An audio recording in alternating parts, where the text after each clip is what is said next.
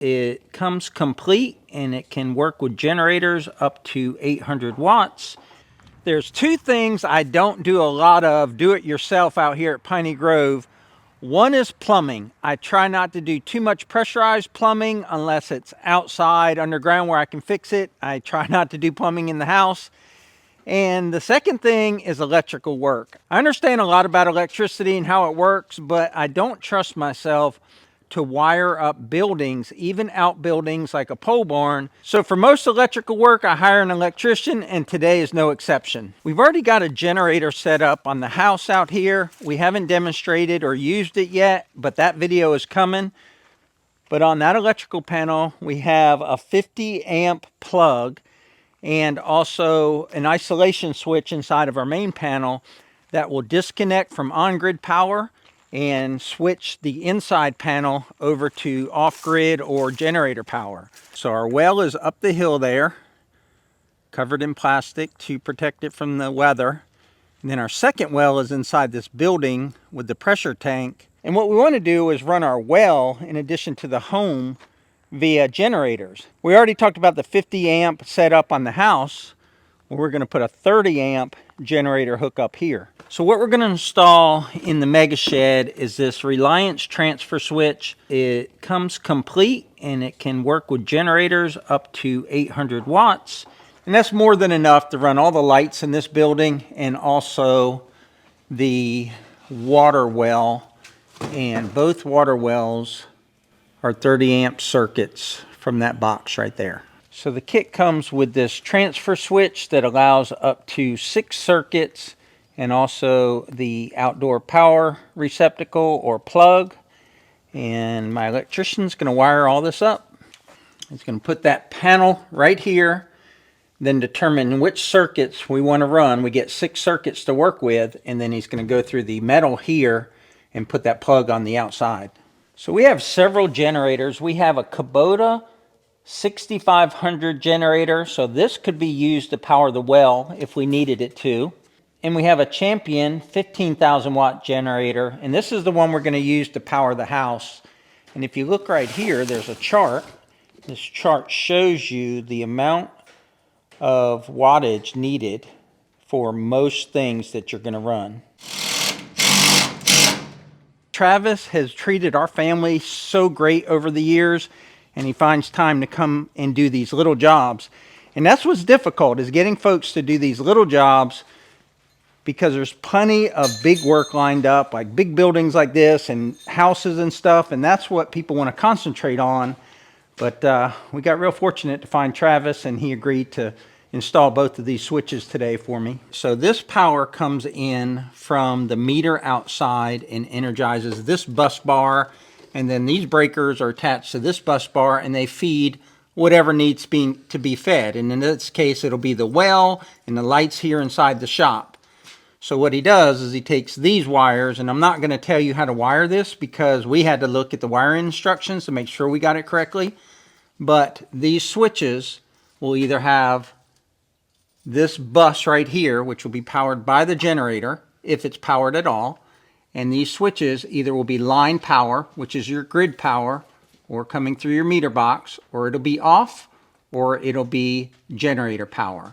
So what this does is this isolates the circuit so that it doesn't backfeed and electrocute a lineman through your power here. So we'll select which ones we want to be energized by the generator, because there's only 6 there and there's a whole bunch more circuits there. So I know that we have 2 wells and they're both 30 amp. So somehow we're going to try and energize both wells, or maybe just one. Maybe we just energize the house well instead of the barn well, and then we do pick some certain circuits that have outlets or lights here in the barn or in the shed. Right there, we got our anti-short bushing in there so that the wire doesn't chafe on the metal. And we're getting there. One thing I've learned with the different generators is that the plugs are different. So this is the 4-pin 30 amp plug, and it might be called an L1430. I'm not sure. I had to look all this stuff up on Google. And then Over on the house, it's a 50 amp plug, and that is a different plug. And also the outlets that come out of your generator are different as well. So I had to learn all that and just kind of figure out which generator is going to power which transfer box. So this is the 50 amp plug, and this was a very expensive cord. I purchased this off of Amazon. It might have been like 150 bucks. That plugs into the house. This 4-pin plugs into the generator. So if we look on the Champion generator, it has this 4-pin, which is our 50 amp. Then it also has this 4-pin, which is our 30 amp. So this generator will be able to power the house and also the well simultaneously and separately. My Kubota generator over here doesn't have that. It's got a 30 amp 4-pin on the top, and then it's got a 3-pin on the bottom, or a 3-blade. So this one will be able to run the transfer switch that we're installing right now in the Mega Shed. This is the front of the Jackery solar generator, and you can see that the output is a 3-pin, more like a dryer. So I had to get a different cord from there to go over here, and we're going to put a transfer switch here. And then the Reliance transfer switch that I got directly from Jackery comes with a 3-pin plug or receptacle. And that's different from the output of the Jackery. So I had to buy this cord here from Amazon. And that will go into my transfer switch. And then the bladed portion over here will plug into the Jackery power station. So the first thing he's attaching is a ground wire. So you got this green wire coming out of the transfer switch box, and he's putting it over here on the ground bus bar. So we're looking at the back of the transfer switch and just determining, where the generator input comes in. Travis already has it wired into the electrical panel and all of the transfer switch wires over here. So now we're just figuring out which wire will go to which circuit. This is our well circuit, 30 amp to run our house water well. We definitely want that energized. And this is a 110 for power inside of the pump house. And that's for power for lighting, but also to put like a heat lamp or something. So if we're gonna lose power, it might be because of cold or ice or something. And we want to be able to keep our pressure tank and our pressure switch from freezing. So we definitely want these circuits. So that's going to be 3 right there. So that'll leave us 3. And I think we're going to power the garage door opener there. So that'll be 4. And then we have 2 left. And I think we're going to energize probably one 20 amp set of sockets. Maybe this front wall set here. Maybe the front light that's on the back side or the front side of that sheet metal. And that'll give us what we need in an emergency. We'll have the well working. We'll be able to keep the well from freezing.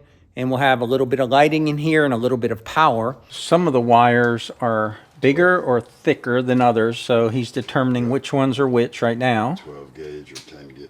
Yep, he says 12 gauge or 10 gauge. All right, so what we found out is that every switch or breaker that we want to energize by the generator or the transfer switch is at the top left of the panel, and our wires are just a hair short, which isn't a problem for an electrician, but it's just the luck that we had to choose them. But here we labeled our electrical panel with the generator switches. So you've got the 30 amp going to the well, and then the roll-up garage door, and then some outlets and some lights. And each one of those letters will correspond to one of those switches. And also that lettering is on the wire itself.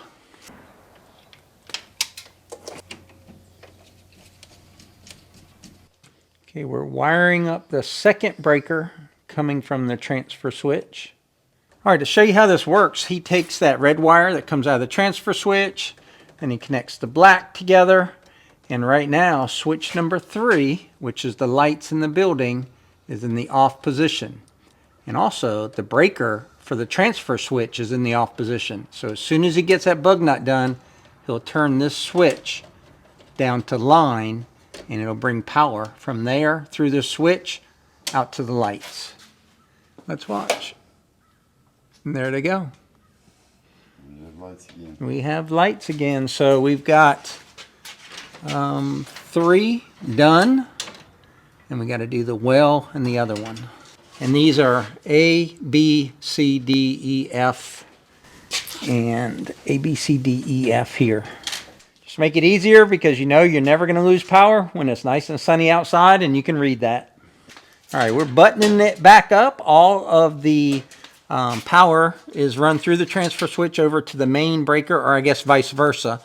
But that part is done. The last thing we have to do, or Travis has to do, is create a wire harness for the external plug, and we'll put that through this wall here somewhere so the plug is on the outside, and we'll put that plug outside on this wall to plug the generator into. So if you're anything like me, you don't throw anything away, and Travis didn't bring some extra wire with him to wire up the plug, and he was going to head to his shop, and I said, hey, let me check. I remember I have some wire from like 20 years ago of doing a project at our other house. I just got to see if I can find it. So somehow in the move from our other house out here to Piney Grove, I not only have wire, but I also was able to find it back there on one of those shelves. And we also called an audible and made a command decision. We're going to put the outlet here, the generator outlet, inside rather than outside. And the reason for that is if we put it outside, then it's going to be subjected to the weather, and we'll have to seal around the metal. It won't look that great out here. I got to thinking that this is an open air porch. I can run the generator out here to run the well, and I don't have to worry about, you know, fumes or anything getting inside. So we measured, and with a 25-foot cord for the generator, we can definitely keep that out here and power that. And so now we don't have to cut through the external sheet metal. For 25 years, he's installed tons of automatic transfer switches where people have the Generac and they automatically come online when they lose power. But this is the first manual transfer switch he's ever put in 25 years. And he actually took the instructions home and studied them so that when he came today, he'd have it memorized and he could just install the switch. We got the wire up to the transfer switch inside of this protective covering. Hello. So Hello, how was husband. your first doctor's appointment in the locality? Well, it was very, very good. Good. It was very... That's awesome. Yeah, they make it easy. I got to tell you, I'm loving this country life. I mean, Right? seriously, it was You know, just easy. 8 miles away, right? Yeah, and they did the paperwork. I didn't like, you go to a new Didn't- yeah, doctor, yeah. you normally fill out all the paperwork. They're like, come on in, and they asked me some questions, and they did everything on the computer. I even set your profile. You did mine? Okay, good, because I got to go tomorrow. It'll be my first country doctor appointment. I'm So telling you, it was awesome. It was just awesome. I love it. Travis almost has that done. Travis is awesome, too. Yeah, he is. All right, that outlet is in there. One screw, and this job is done. So what's the trick for bug nuts? You said you were going to show me. Is keeping the wire from sliding. Sometimes it'll want to grab one of the wires, and as you turn the wire nut, you can pull one wire off the other wire. Yeah, that's what I think I do. So You don't twist them? Oh, you do one twist back there? The big thing is this pinch is more important. Oh, what you're pinching with your hand and holding I'm it? not going to allow that wire to pull just start back. walking up and miss the other wire. Okay, so you put them side by side, hold them tight with your right hand. I'm left-handed, so it's... Okay, I got you. But hold them tight with one hand so those wires stay together and don't move. And you're twisting the end. And them twisting right there at the edge of the bug nut's no big deal. Because you... Okay. That's it. That ain't going anywhere. All right, last step, we put the cover on, and you can see the cover already has the letters on it. And those letters, as we've shown a couple times, correspond to what we wrote over here for the circuits. And if you had a smaller plug, this is a pretty big generator plug here, but you could actually put one here. But we tried, or we looked at it, and that one wouldn't fit inside. So we had to put it in a separate box. So here's the complete setup, guys. We've got the transfer switch over here, and Travis has removed this panel here so that we can show how all the wires are traced. And he's also relocating an outlet for me down there. We have our transfer switch up here, which we showed you with the circuits. And then those wires run down the side here and enter the box right here. Each red wire goes to an individual breaker. So there's 4 of the circuits. Now the other two circuits are bug nutted to the wire that comes out of the breaker, so they're not going directly into the breaker because the wire wasn't long enough, so we used the existing wire. And then the blacks wires here that come from the transfer switch are all bug nutted to the black side over here. I'm no electrician. I will be paying Travis to do this, but that's the way the wire is run for a manual transfer switch. And then to get the power in from the generator, the plug is here. That wire goes up the side and then connects in there, red, white, and black. And right now, all of the switches are in the line position. So they're getting all their power directly on grid through the meter box. You can switch them to off and then those circuits will be off, or you can switch them to generator if you've got one hooked up to your plug here. But there it is, real clean, neat install. Travis always does great work for us, but I like that. I like that we put the box here inside where it's weatherproof. We don't have to have another hole or penetration through our steel on the side of our building, and it's ready for testing. But we're not going to test it in this video because I don't have a generator that's ready to go, but it will be tested in an upcoming video when we show how we run our property completely on generators instead of on-grid power. But that'll wrap it up for today's video, folks. We sure appreciate you watching. Click that like button if you like the video and subscribe if you haven't already. So until next time, y'all take care out there. See you on the next video.